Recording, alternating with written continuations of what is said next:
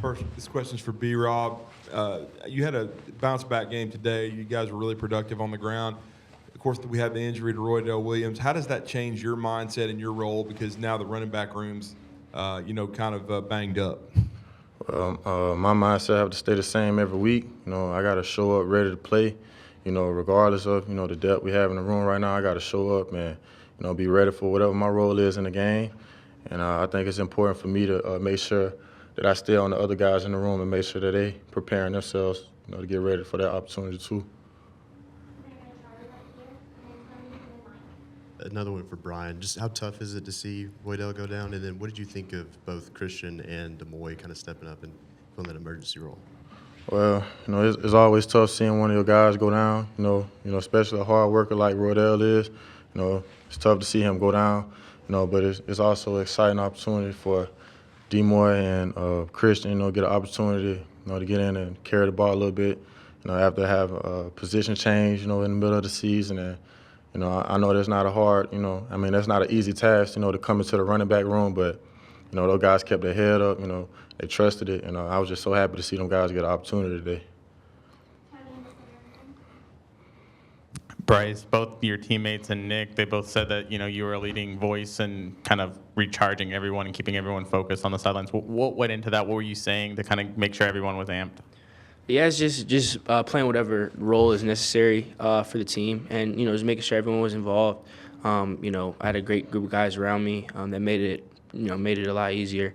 And we had a lot of group success, and that starts with us being a group and kind of coming together and making sure that we're talking on the same page on the field, on the sidelines, whatever it may be. So just trying to play whatever role is necessary for our success.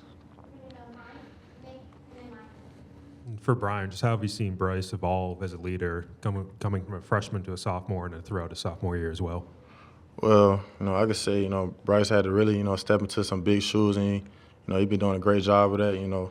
It's not easy, to step up, as a quarterback, starting quarterback, for his early as it is in his career, he's been doing a great job about it, just being where his feet are and, just trusting, everything that comes with this program and, stepping up, being a voice and going out on the field and, playing like a leader so other people can reflect off of that.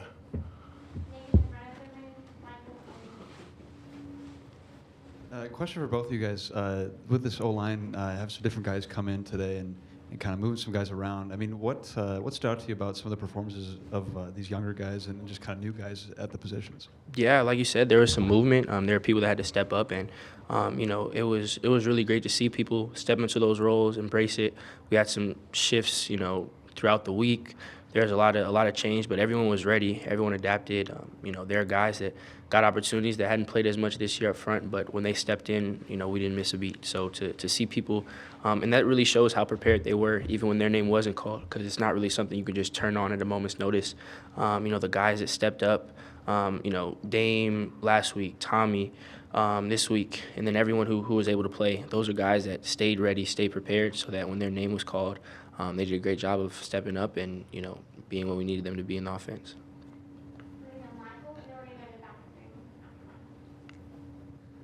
One each, if I could. For Bryce, first, you completed the first 13 balls of the game. Is that something you're conscious of? Is that something you're thinking about when you're in a rhythm like that? No, not at all. We have that. We talk about that all the time, having a next play mentality, whether it's positive, negative, whatever it is.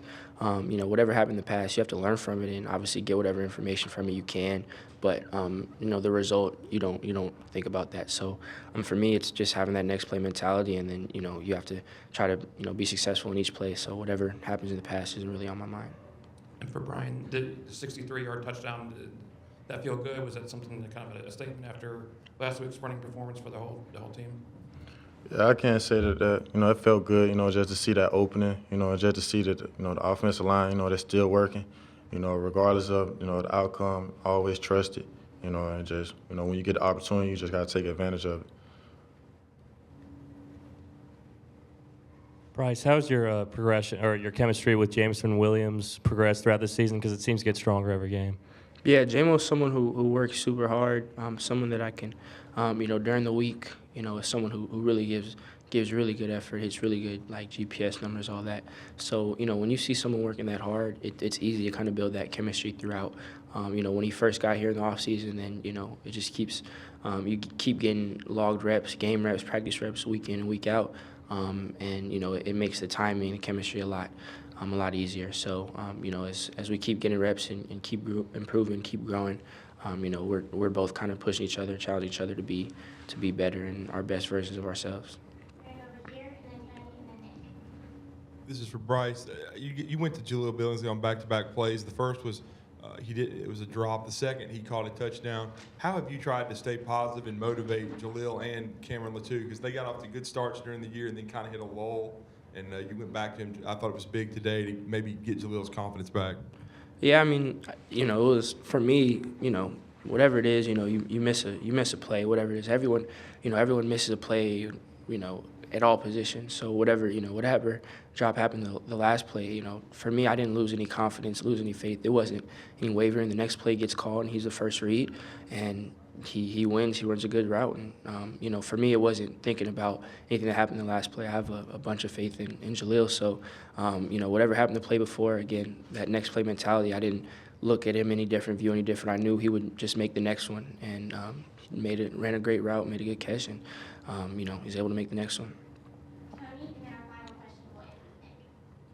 Brian, Trey Sanders tied a career high with 12 carries. Just what have you seen from him, just from both a patience standpoint and also a perseverance standpoint, still coming back from the injury? I feel like.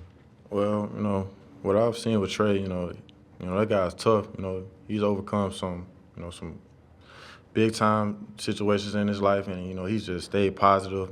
Kept his head down, kept working. Trusted.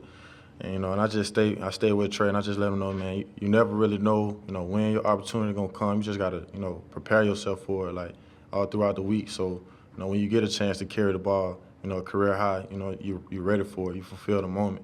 That's the biggest thing with Trey. Just keeping him motivated and just keeping him moving in the right direction.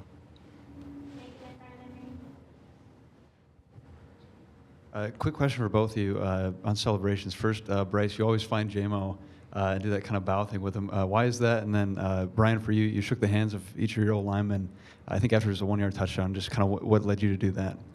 The reason in Origin is, it's pretty top secret.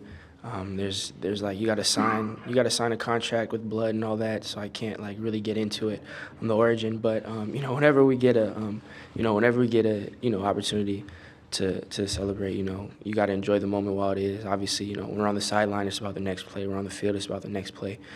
So anytime we're able to get in the end zone, you enjoy it for the time being, and then you got to have that next play mentality. But I couldn't reveal the origins. It's just I got sworn into it, so I'm sorry about that.